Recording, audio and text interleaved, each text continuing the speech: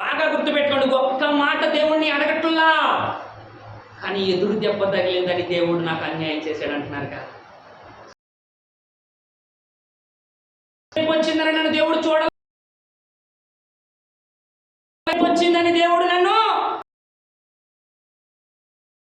ఆరోగ్యాన్ని బట్టి ఉంటామో లేదు మనకు తెలియదు, కానీ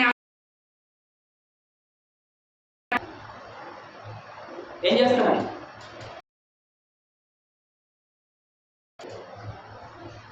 ఇత్తనాల ఒడ్డు అని చెప్పి ఒడ్డు కట్ట అని అడుగుతున్నాం. ఆ పెంచే పశువు అంట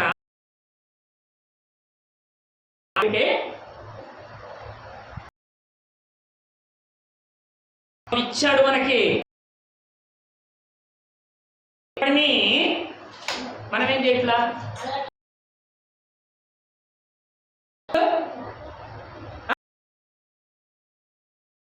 సరే, మన చిన్న ప్రార్థన. Thank you lord.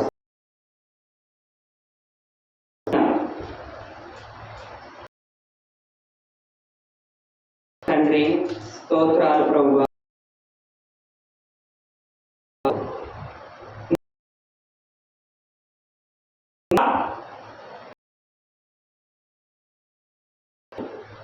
వచ్చిన నీ బిడ్డలను కూడా మీరు జ్ఞాపకముల నుంచి బిడ్డల పట్ల నీ కనికరము, ఆ బిడ్డల పట్ల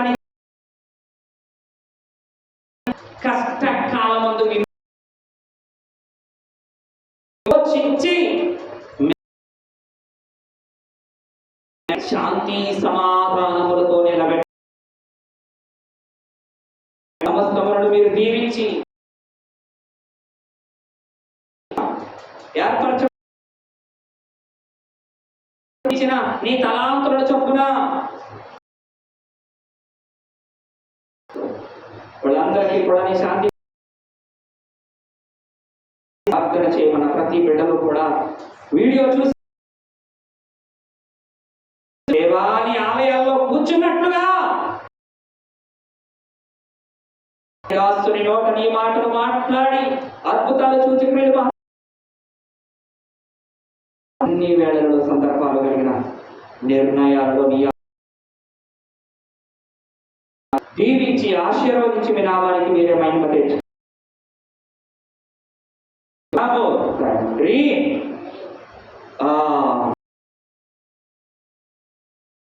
స్తోత్రం. చూద్దామా?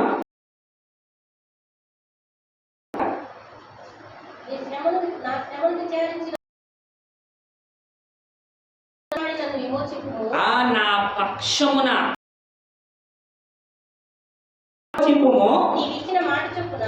నీవిచ్చిన మాటకు బ్రతికింపాలి. ఎందుకు?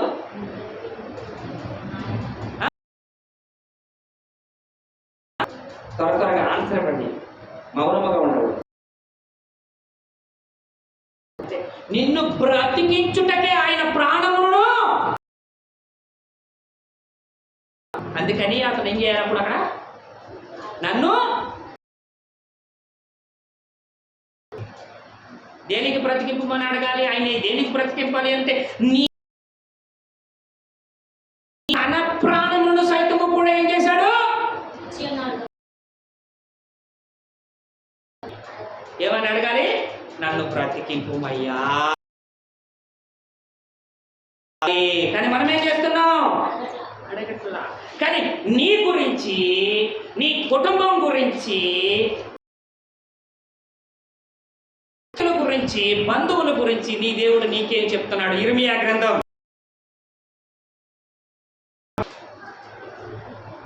30వ వచనం కాడి నుంచి చదువుదాం. అయ్యో భయంకరమైన దినము, అట్టి దినం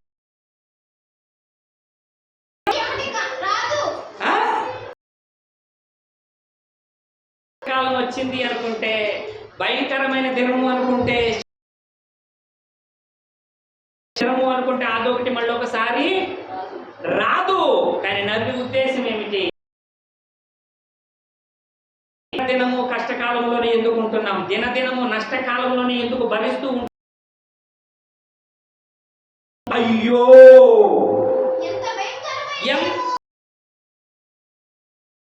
ప్రతి దినము మరి ఒకటి రాదు.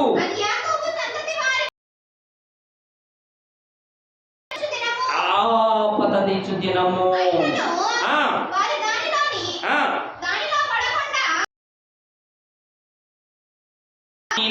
పడకుండా రక్షింపబడుదురు. ఏమడిగితే రక్షింపబడతారు? చెప్పండి. అంటే ఏం చేయాలి అక్కడ? మనుష్యులకు భయంకరమైన స్థితి ఏమిటి? మనుష్యులకు అట్టి దినము మరొకసారి, ఒకసారి చనిపోయిన తర్వాత మరొకసారి ఆ మనుషుడు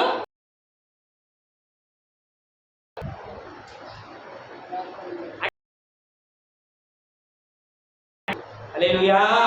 అందుకని ఏం చెప్తున్నాడు అక్కడ?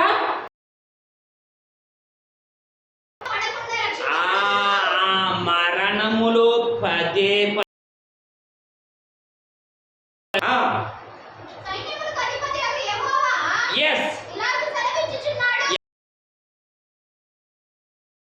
ఎవరు ఆయన అంటే సర్వ సృష్టికి ఆధారణభూతుడు. సృష్టిలో నరులను కలగజేసిన ప్రభుడు, యెహోవా ఇలాగు సెలవిచ్చుచున్నాడు, నీ మెడన ఉండకుండా.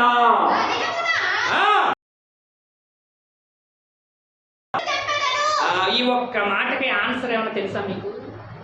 ఆ దినమున ఆయన ఏం చేస్తాడంటే నీ మెడ మీద బాధనే కాడు, భయమనే కాడు, ఏంటంట అది? నీ మెడ మీద పడిన కాడిని, దానిని విరచి, ఆయన మెడ మీద ఉన్న సిలువ కాదు సుమా, మీ కావచ్చు, మరణపు కాడి కావచ్చు, గాయపు కాడి కావచ్చు, ఏంటంటున్నాడు?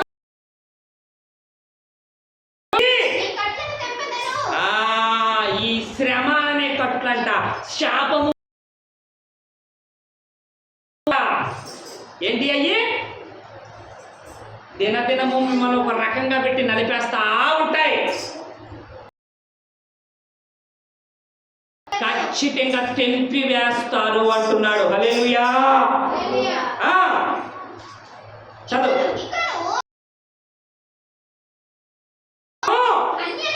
అన్యులు యాకోబు సంతతి వారి చేత హాస్యము చేయించుకొనరు గాని వారు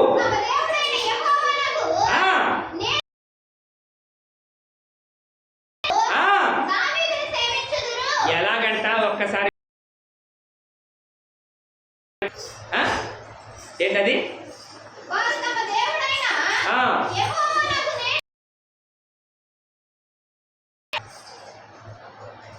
ఎవరి దేవుడు?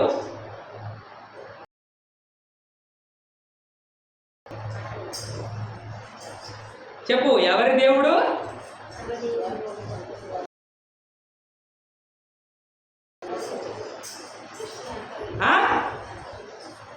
చెప్పండి, ఎవరి దేవుడు అని చెప్తున్నాడు అక్కడ?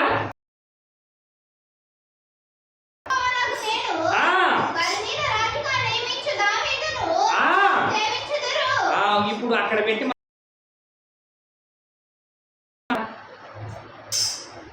ఎక్కడ పెట్టాలి? పరిశుద్ధం అనే గ్రంథం మీద బుక్ మీద ఏదో రాసేది రాస్తామా, రాయమా? అట్లాంటి దాన్ని కలిగిన నిర్ణయం ఎక్కడ ఉంచకూడదు? పాదాల దగ్గర ఉండాలి. కానీ ఏంటంటే వస్తువుని పెట్టి వస్తువుని మాత్రము నమస్కారం. అర్థమవుతుందా? వస్తువుని పెట్టి వస్తువును వండకూడదు. నువ్వేదైనా దేవునికి అర్పించాలి అన్నప్పుడు చూసి దేవా నీకు స్తోత్రం, దీన్ని ఏం చేయాలి?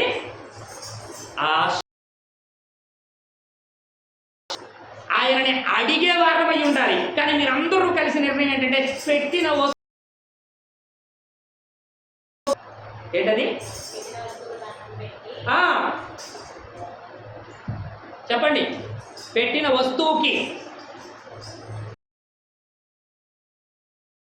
కడుగు. ఒక వస్తువుని ఏం చేస్తుంది కొన్ని రోజులకి?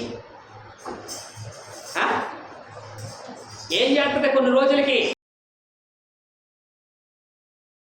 పాలతో కడుగు, పాత రసముతో కడుగు. తుప్పు పట్టడం అయితే కాయు. వస్తువుకి నమస్కరించేదానికన్నా హృదయమును ఆరాధన చేసుకోవడం విన్నా. ఎలాగంట?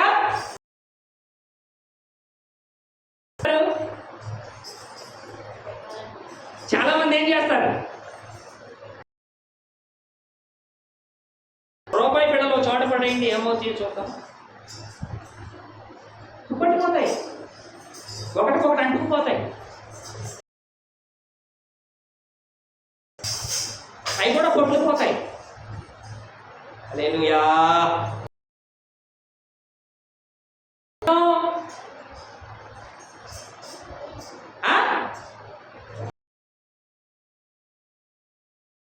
ఆయన శ్రమపడే దేవుడు, నిన్ను హెచ్చించి ఆయన నామానికి మహిమ తెచ్చుకునే ప్రభుడు.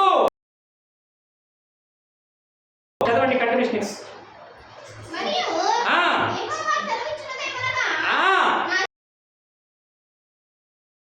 యాకోబు భయపడకుము, ఇశ్రాయేలు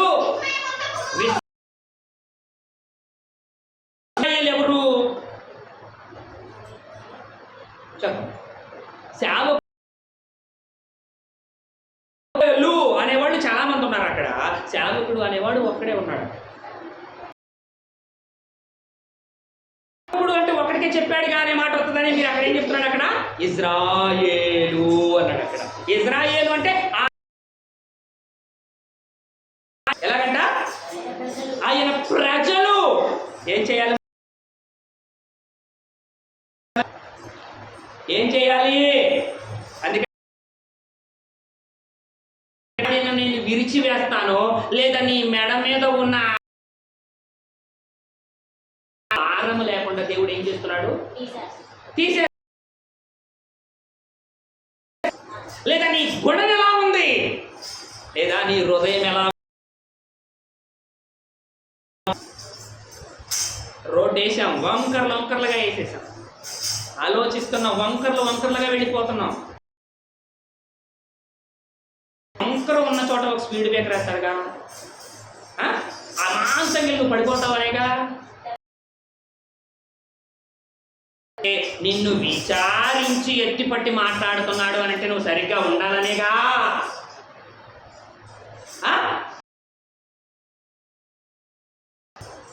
ఉంటున్నామా?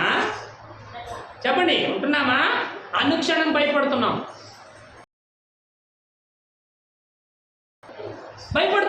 అనుక్షణం మనసును ఏం చేస్తున్నాం? గాయపరిచేస్తున్నాము.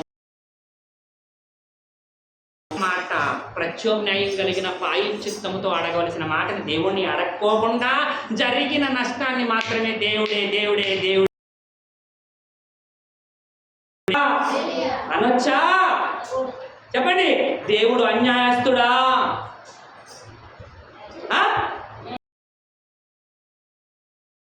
బిడ్డకు న్యాయం చేయలేవేమో కానీ నీ దేవుడైన యెహోవా ఆయన ఏమంటున్నాడు అక్కడ? నీ మెడ మీద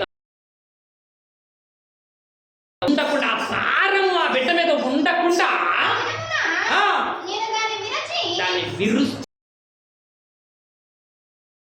చుట్టుకుని ఉన్నాయో ఏ బంధకాలు ఆయన ఏమన్నాడు, నీ కట్లను తెంపేస్తాను, లోక ఆశలను ఏం చేస్తాను తొలగి.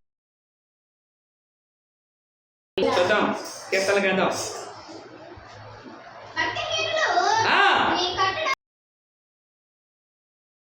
భక్తిహీనులు నీ కట్టడలను, నిజమే కదా కాదా? ఆయన దేవుడే అని ఒప్పుకోవడానికి సిద్ధపడుతున్నారా? లేదు. చాలా మంది ఏం చేయట్లే, అక్కడ వెతుకుటలేదు కనుక.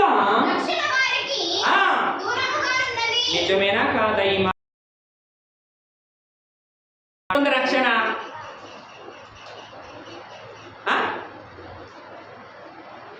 నువ్వు నమ్మని వారికి ఎక్కడుంది? దూరంగా ఉంది. నమ్మని వారికి ఎక్కడుంది? దూరంగా ఉంది. నమ్మిన ఏంటది చెప్పండి.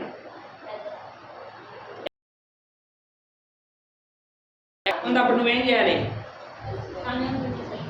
చెప్పండి.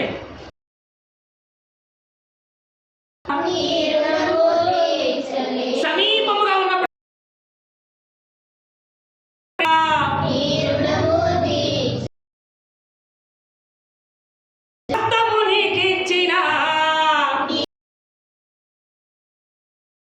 అది త్యాగము మరువలేము అని అంటే, మనకు పెట్టిన మరణము అనే ఒక జీవాన్ని మనం ఎప్పటి త్యాగము నేను మరువలేను. ఎందుకని? ఆయన నీ కట్లను,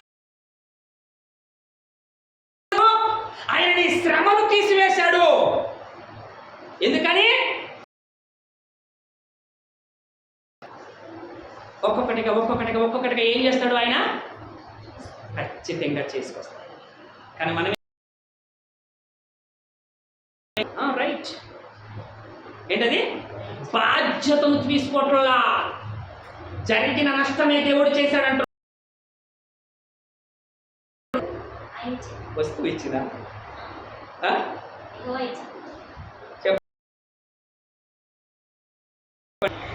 అవునా? నరుడు ఒక విషయం చేయగలుగుతున్నాడు. నరుడు ఒక విషయాన్ని ఎలా చేయగలుగుతున్నాడు? ఒక ఫ్రిడ్జ్, ఒక ఫ్యాన్, ఒక సెల్ తయారు చేసి 1 year guarantee, 2 year guarantee, guarantee, 5 years guarantee అంటున్నాడు.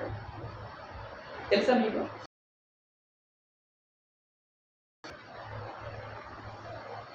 అంటే ఆ పరికరము ఎలా వాడితే అతనికి తెలుస్తుంది. హల్లెలూయా. కానీ సర్వ సృష్టికర్త నీ మీద దోషం ఎలా పడుతుందో తెలుసు, బరువు అనే కాడి ఎలా పడుతుందో కూడా తెలుసు. అందుకని దేవుడు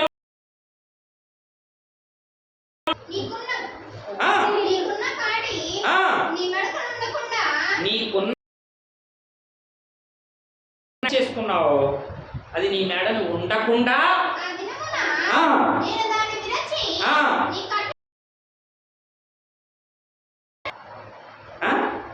తెంపినప్పుడు ఏమంటున్నారు? ఇది దేవుడు. తెంపినప్పుడు నాకు తగలవలసి వచ్చే తగిలింది,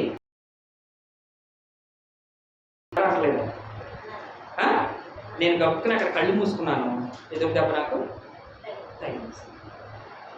కరెక్టేనా? అలాగా ఉంది.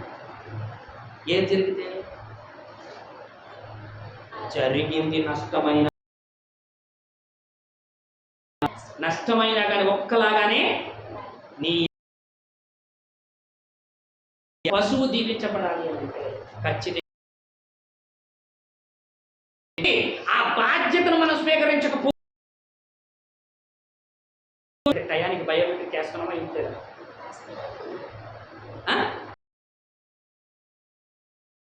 రావట్లేదు అని అడగట్లా. కూర్చుని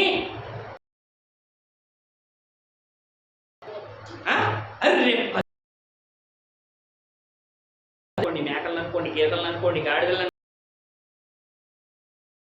మనసు అది ఎండన పడిపోతాయి అంటున్నావా లేదా?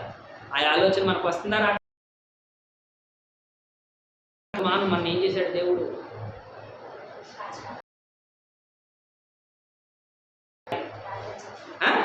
ఆయన సమయం పసకాయ కోరలేదు ఆయన. ఏంటంటే ఆయన కోరలా, ఇంట్లో అర్రభాగము అంటున్నాడు.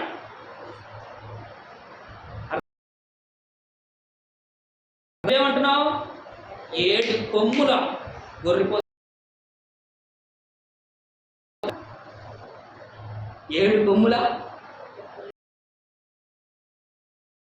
దాన్ని పాటించలేక అది నా వల్ల కాదు కానీ నీకు 7 కొమ్ముల గొర్రె ఉన్నాయి, మొక్కిన వాళ్ళు ఉన్నారు. కానీ ఎక్కడ ఎదిగినా కానీ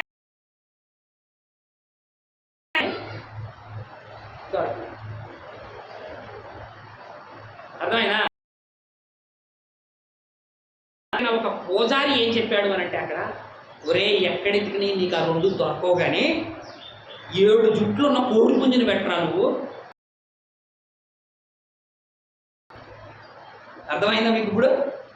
7 జుట్ల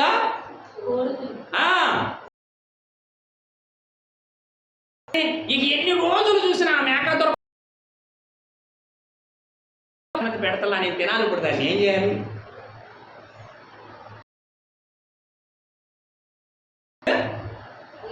ఏడు జుట్లో గొర్రెపోతు కాదు, 7 జుట్లో మేకపోతు కాదు, కానీ 7 జుట్లు దాన్ని తీసుకొచ్చి పెట్టు. హల్లెలూయా.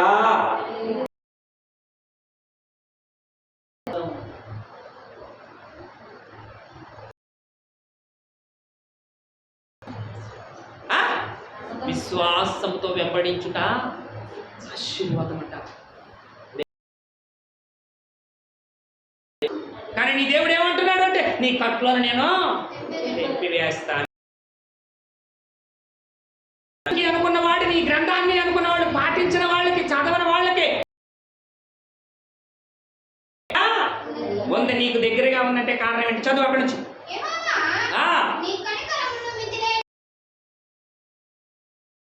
ఎన్ని తప్పులు చేసినా ఆయన నిన్ను ఏం కోరుతున్నాడు? నిన్ను కానీ, నీ బిడ్డలు కానీ, వస్తువులు కానీ, అనుకున్న పశువులు కానీ, జీవాలను కానీ దేని నేను ఆయన బలి. అవునా కాదా? చదువు.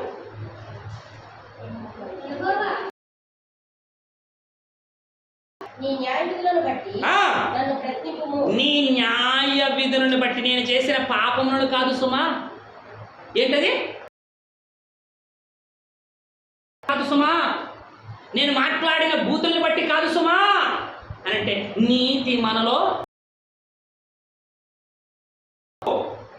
లేదు కాబట్టి ఎవరి నీతిని బట్టి బ్రతికించుకుంటున్నాడు అక్కడ?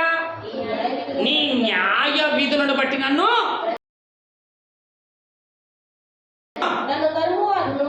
తరుమువారు నా విరోధులను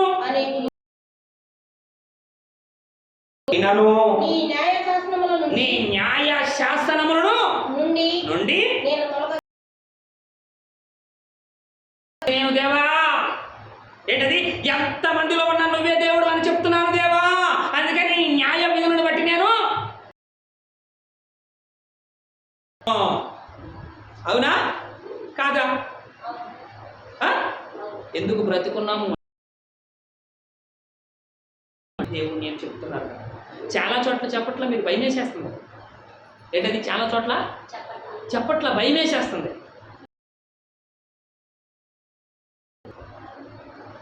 అర్థమైందా? కానీ భయపడకూడదండి. చదవండి.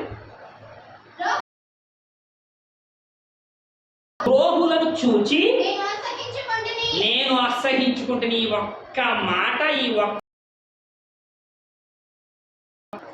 ఏంటది? ద్రోహులను చూచి ఒక్క పని మనం అసహించుకోం కానీ చూడబుద్ధి వాళ్ళు అంతే. నాకు తెలిసే వాళ్ళు ఏం చేస్తాము,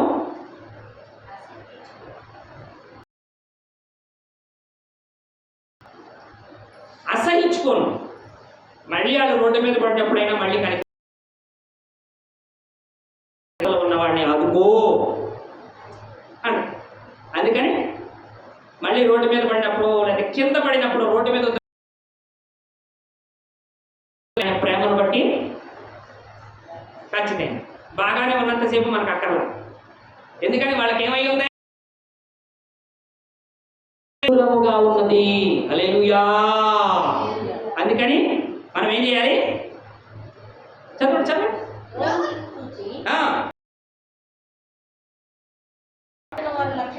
నీవిచ్చిన మాటలు వారు లక్ష్య పెట్టరు. నీ ఉపదేశములు నాకు ఎంతో ప్రియములు. ఆ ప్రియములు దూరంగా ప్రయాణాలు చేద్దామా, ప్రయాణం చేస్తాం. ఎందుకంటే వాక్యంతో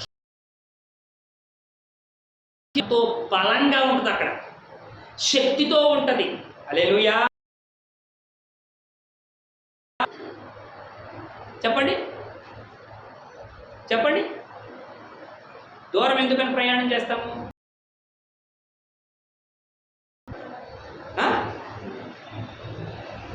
చెప్పండి. వాక్యములో ఉన్న స్వల్పమైన గాయాలతోనైనా బయటపడిపోతారు తప్ప ప్రాణము వెళ్ళిన. హల్లెలూయా. ఎందుకని ఈ మాట నేను కరెక్ట్గా చెప్తున్నాను అంటే, ఎంతో మంది లారీలు కావచ్చు, హైటెక్ బస్సులు వాళ్ళు కావచ్చు, ఎక్కడో లోయలలో తిరగబడి 100 మంది చనిపోయారు అనే మాటలు, వార్తలు కలిగిన వీడియోలతో సహా చూసాము. క్రీస్తు వాటిలోకి ప్రయాణమై వెళ్ళినా సరే ఈ మరణకరమనే అపాయం ఎక్కడా చూడలేదు. హల్లెలూయా. నిజమైన ద్రాక్షవల్లి నీవే,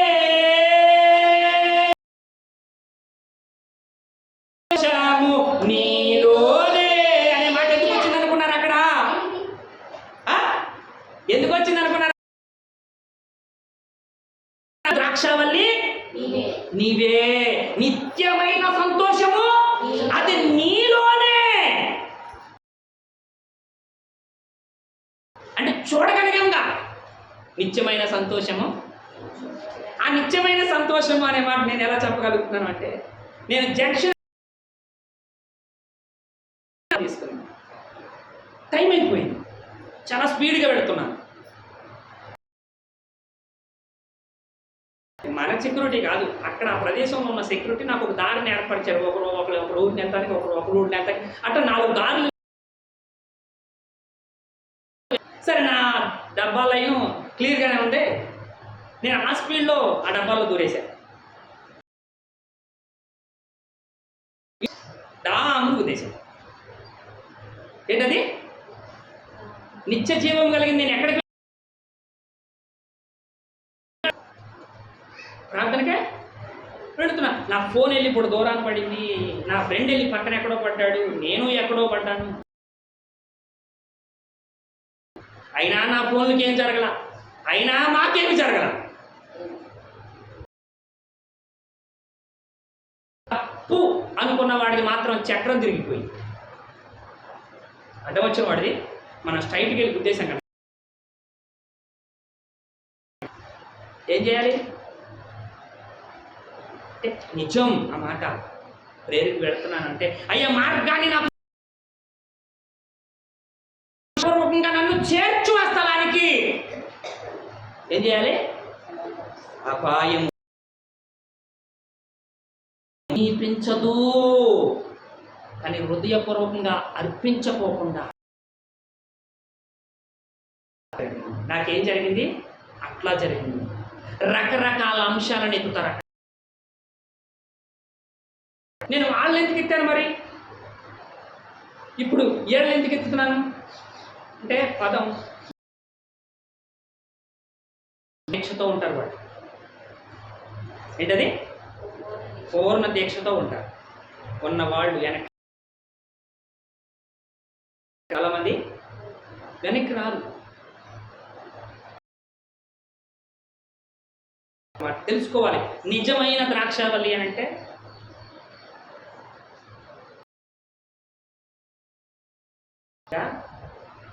చనిపో. అందుకని నిజమైన ద్రాక్షావల్లివి నీవేనయ్యా, నిత్యమైన అనే మాటగా ఏర్పరచవచ్చు.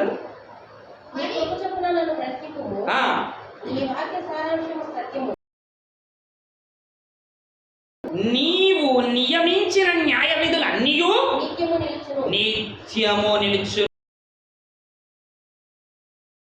అది తరతరములు కలిగిన నిర్ణయాలు ఏమవుతాయంట? నిత్యము నిలుచును.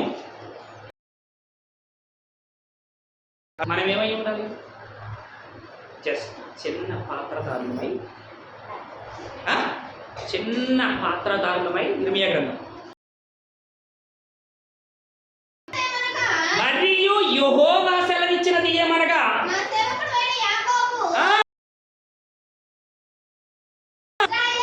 ఇశ్రాయేలు విస్మయముందకు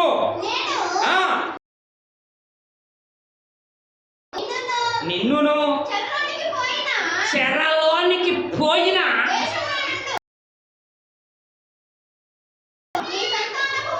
నీ సంతానపు వారిని కూడా రక్షించుచున్నాను. ఎక్కడంటున్నాడు ఆయన? దూరమునున్న నీ సంతానమును. బైబుల్ని నమ్మి, దేవుణ్ణి నమ్మి, కృపను నమ్మి, రక్షణ నమ్మి, విశ్వాసముతో కలిగిన నిర్ణయాన్ని తీసుకుంటే సంతానము వారిని అందరినీ కూడా నేను రక్షించుచున్నాను. కాపాడడా? ఏదో జరుగుద్దని భయపడితే, ఎట్లా? ఎవరి మీద భారం వేయాలి? ఎవరి మీద ఆ బరువును పెట్టాలి? నివారము. మాపటము చేతగాక నాకు ఇది జరుగుద్ది అనంటే, మాపటము చేతగాక అది జరుగుద్ది అనంటే ఎట్లా? ఎవరు కోరుకున్నట్టు?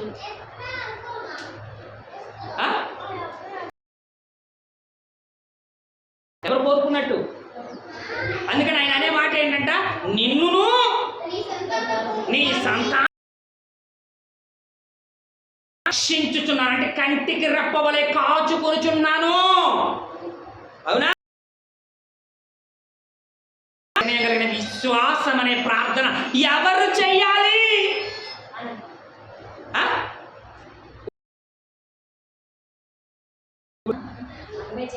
కూలోని ఎందుకు?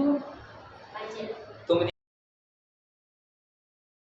ఏం చేయరా అంటే, చూసుకోండి, ఎవరినైనా సరే నువ్వు ఆపకుండా ప్రార్థన చేసి పారా అని కూలికి పిలవ చెయ్యలేదు.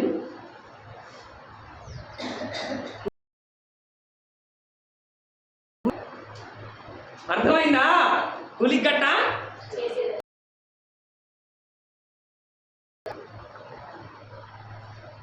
తెలుసా మీకు? ఖచ్చితంగా చేస్తా. వేస్తే ఇలాంటి కొన్ని మాటలు చదువుతున్నప్పుడు అది రసవత్రంగా ఉంటాయి అన్నమాట మాటలు. అవునా, నువ్వుంటే నాకు చాలు చేసాయి, అంతేనా కాదా? వాట్సాప్ ఉంటే చాలు చేసాయి, ఇన్స్టాగ్రామ్ ఉంటే చాలు, అంతేనా? అవునా కాదా? ఏంటది? ఉంటే నాకు చాలు యేసయ్యా.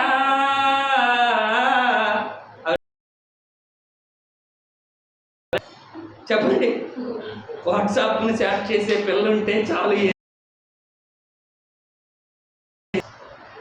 మనిషి ఏ ద్వారమున వెళుతున్నాడో ఒక్కసారి మీకే విడిచిపెట్టేస్తున్నా అంటే,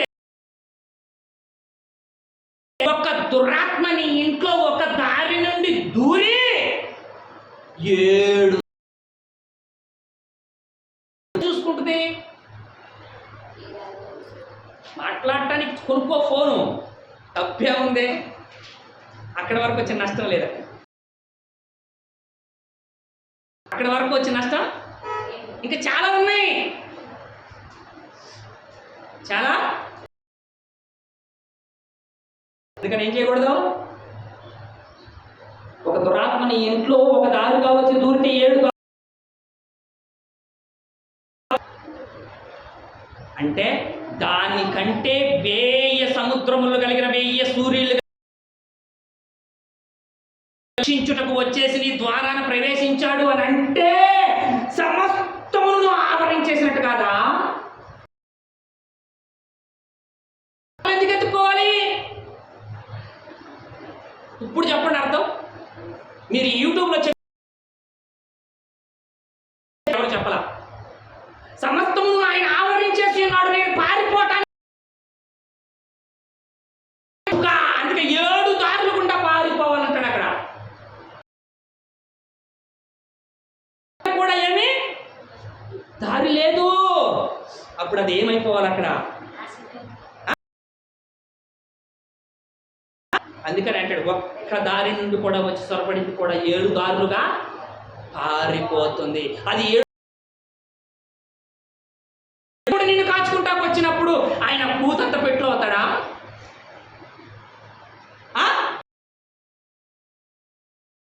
నీ విశ్వాసం కూడా చిన్న ఆవకించలో పెట్టాడు అని అంటే ఆయన ఎంతటి దేవుడు ఎంతగా తగ్గిపోయి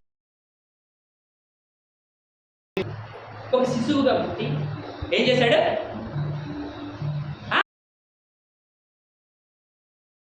ఏం చేశాడు ఆయన? నువ్వెలా పుట్టావో నీకులాగానే ఆయన కూడా పుట్టి నువ్వు ఎలా పెరిగా చూపించి ఎన్నో మాటలు చెప్పాడు ఆయన, ఎన్నో వాక్యాలు చెప్పాడు ఆయన, ఎంతో మందిని మార్చి.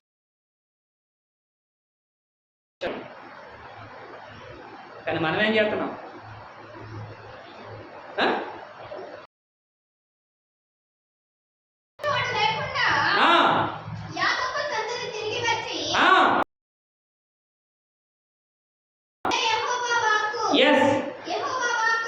యెహోవా వాక్కు ఇదే, చదువు. నిన్ను రక్షించుటకు తోడయున్నాను, నిన్ను చెదరగొట్టిన జనం నేను సమూల నాశనములను చేసేదను గాని నిన్ను సమూల నువ్వు మాట్లాడిన బూతులు అనుకున్నవి, బంధకాలు అనుకున్నవి, ఇలాంటివి ఏమి నేను లెక్కలోకి తీసుకోవట్లా. తగిన నిర్ణయం కలిగిన కానీ హతము చెయ్యను. హల్లెలూయా.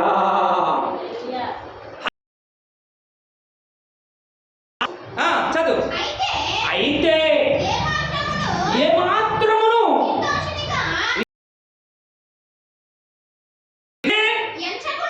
అర్థమైన అందరికీ, ఏమాత్రమును నిన్ను నిర్దోషిగా ఎంచముగా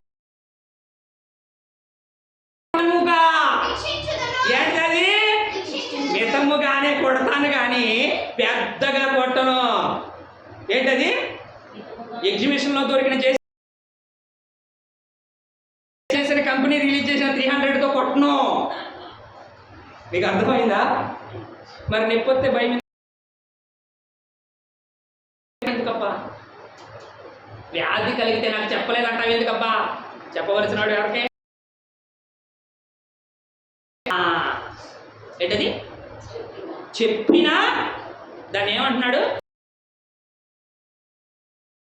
నువ్వు నన్ను నమ్మేవని చెప్పి నీకు దోషిగా ఎంచను నేను. ఏంటనుకుంటున్నావేంటి?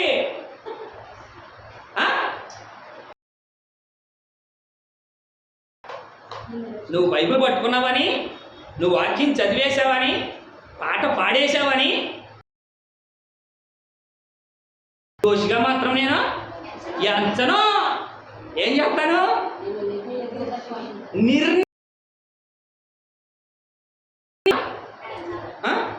చెప్పొద్దా మరి ఒక మాట?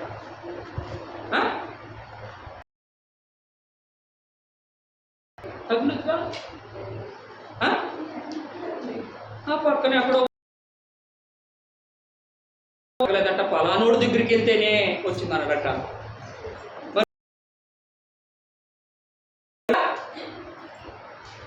మీకు అర్థమైంది ఇప్పుడు మాట? చదివితేనే. అందుకని ఏం చదవాలట? చదివితే అర్థం ఉంది మాట. నీకున్న దోషానికి, నీకున్న శాపానికి నువ్వు చేసిన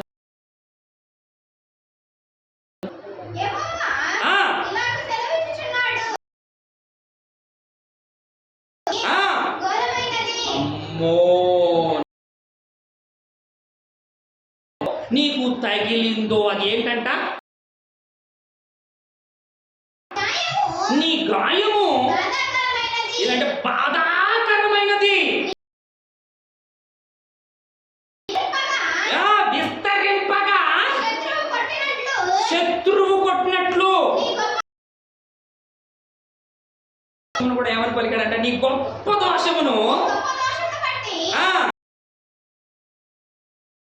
నీకు కఠిన శిక్ష చేసి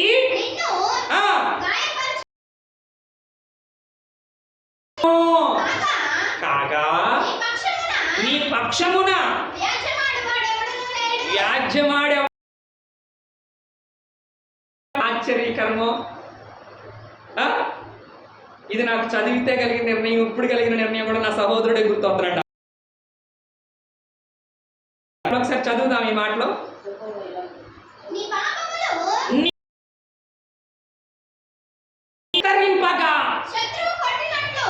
శత్రువు కొట్టినట్లు. అమ్మో!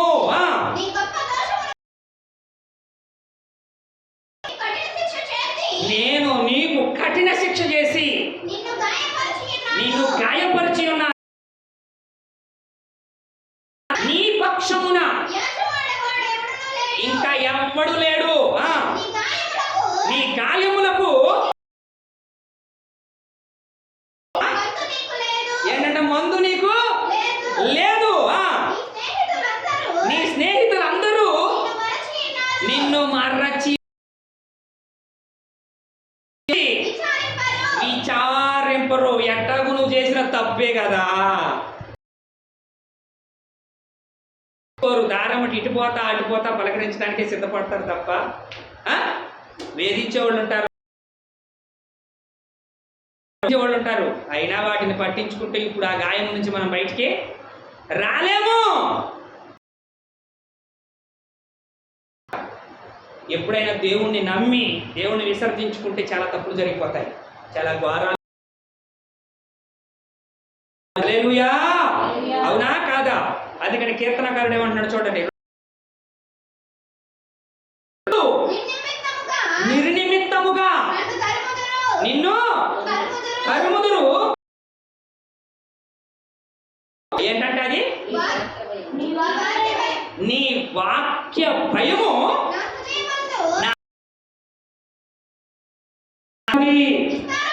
విస్తారమైన దోపు సొమ్ము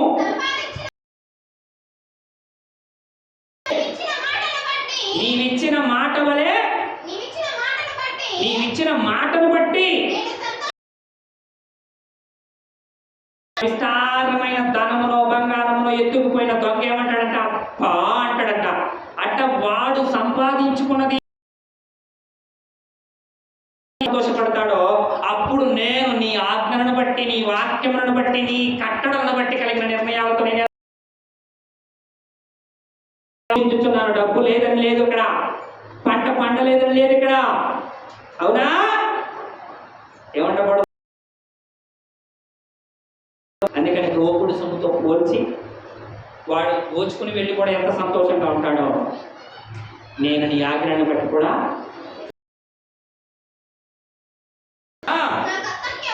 అబద్ధము నాకు అసహ్యము, హేయము, నాకు ప్రీతికరము. నీ న్యాయ విధులను బట్టి 7 మార్లు నేను నిన్ను స్తుతించుచున్నాను. నీ ధర్మశాస్త్రమును ఎంతో నెమ్మది కలదు. అవునా కాదా?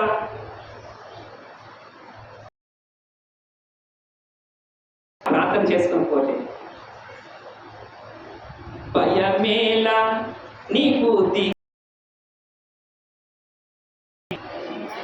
దిగులేలా, నీ పక్షమున ఎవరున్నారో చెప్తున్నాడు. నడలేదా? చూడండి,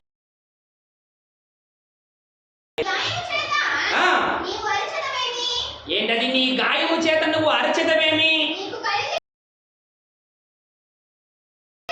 నివారణ కాదు, నీ పాపములు విస్తరించినందున, నీ దోషములను బట్టి ఇలాగు చేయించున్నాను. నిన్ను మింగు వారందరూ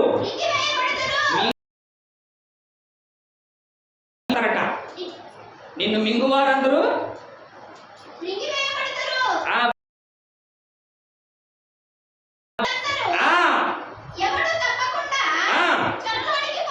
ఎలాగంట? నిన్ను పోదుడు. వాడు నన్ను చెరలోకి పంపిద్దామని చూస్తాడేమో కానీ దేవుడు అంటే మార్గాలు తెరవబడతాయి, సర్టిఫికెట్లు పుట్టబడతాయి, రకరకాల శ్రమలు ఎదురవుతాయి, శత్రువులే వచ్చేస్తారు వాళ్ళకి. చదువు.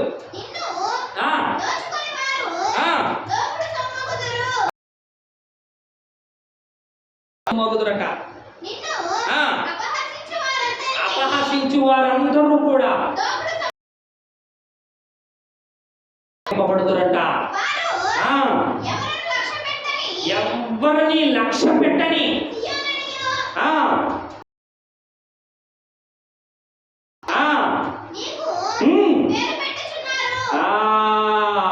దేవుడు వారినే వెలివేస్తాడు, నన్ను వెలివేస్తాడట. స్పష్టముగా ఏంటది? సత్యవంతమైన వాక్యముగా బయలుపరుస్తున్నాడు. అవునా కాదా? అందుకని దేని కింద ఉండకూడదు మనం?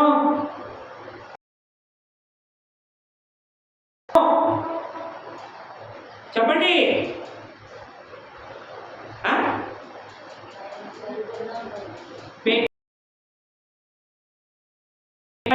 ఉండకూడదు నరుడా, పెళ్ళగించిన రాయి ఎప్పుడు గొప్పదు. ఏంటంటే చెప్పండి. పెట్టిన ప్రతిమకు ఎప్పుడు నరుడా, పెళ్ళగించిన రాయి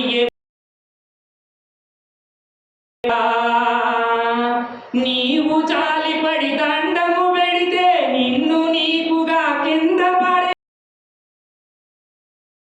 పడున్న వీరా, రాయి ఎప్పుడు కనికరపడదురా, మాట్లాడుటకేవో స్వరమే లేదురా,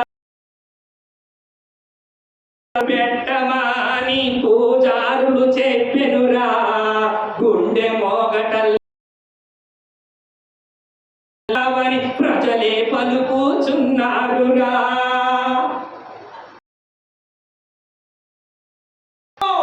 అంటున్నాడు అక్కడ. అది పలకట్లేదు కదా అని చెప్పి మా పరువు తీమాకర పోచాలి అంటున్నాడు.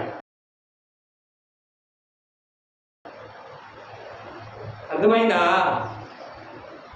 ఇప్పుడు నిజమేం చేయాలి? నిజమేం చేయాలి?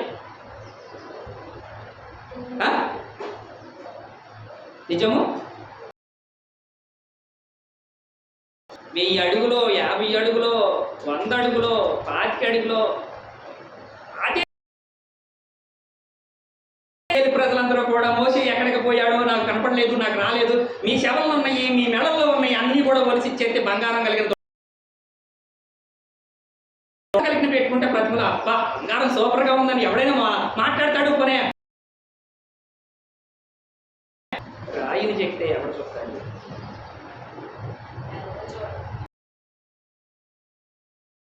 తెల్లరాయ, నల్లుప్పు ఉంది, తెల్లుప్పు ఉంది, ఎర్ర సముద్రము ఉంది, పచ్చ సముద్రము ఉంది.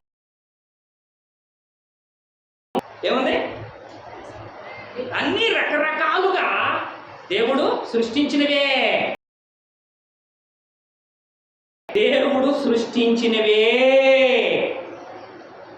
అవునా? నిన్ను నిండు కొండలాగా చూడాలి, పొయ్యి మీద మండుచున్న నేలలాగా ఉండాలంటారు మీరు. ఎలా ఉండాలట? పొయ్యి. జాగ్రత్త. దేవుడు మనకి ఏం చెప్తున్నాడో అది చేయటానికి, దేవుడి దగ్గర ఎలా పొందుకోవాలనుకునే అనుకున్నాను. బాబు క్షేమం నాకు దయచేయి. బహు గొప్ప నిర్ణయం కలిగిన ఆశీర్వాదంతో నన్ను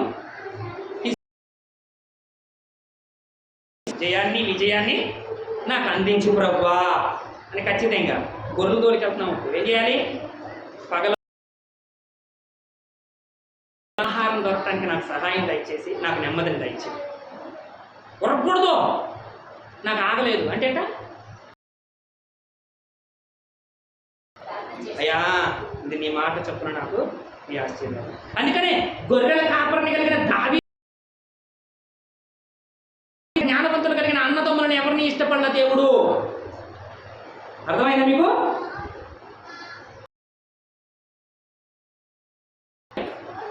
వీడు పెద్దోడు, వాడు చిన్నోడు, వాడు చిన్నోడు. ఏం చేశాడు? ఇంకొకడు ఉన్నాడయ్యా, గొర్రెలు కాడికి పోయాడు, ఎందుకు పనికిరాడు నేర్చుకున్నాడు దేవుడు. అక్కడ నైపుణ్యత నేర్చుకున్న, జ్ఞానవంతంగా చదువుకున్న వాళ్ళ కాయగలిగిన వాడు దాసుడిగా అక్కడ ఉన్నవాడిని ఎంచుకున్నాడు. రాజకుమార్తెని పెళ్లి చేసుకోవడానికి గొలియాతను కొడటానికి వెళ్ళినప్పుడు, కానీ దేవుడి మీద అంటే ఆయుధాలు లేకుండా, హల్లెలూయా, ఆయుధాలు లేకుండా మీకు ఇవ్వడా? అయితే ఇక్కడి నుంచి ఒకటి మాట్లాడు. ఏంటది? డబ్బుతో దేవుడు నాకు ఇచ్చాడు. దొరకలేదా? ఇది దేవుని చిత్తము కాదేమో అనుకో. అర్థమైందా? ఏంటది? అక్కడ కూడా నన్ను దేవుడు చాలుపడలా. ఇయ్యా చాలా పొరపాటు. దేవునికి స్తోత్రములను.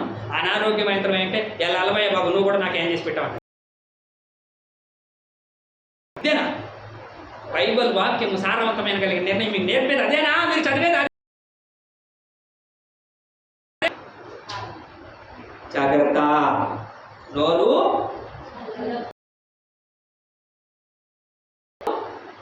సరి చేసుకోవాలి. చెవులు, చేతులు జాగ్రత్త పరుచుకోవాలంట. పాదములు పరిశుద్ధపరుచుకోవాలంట.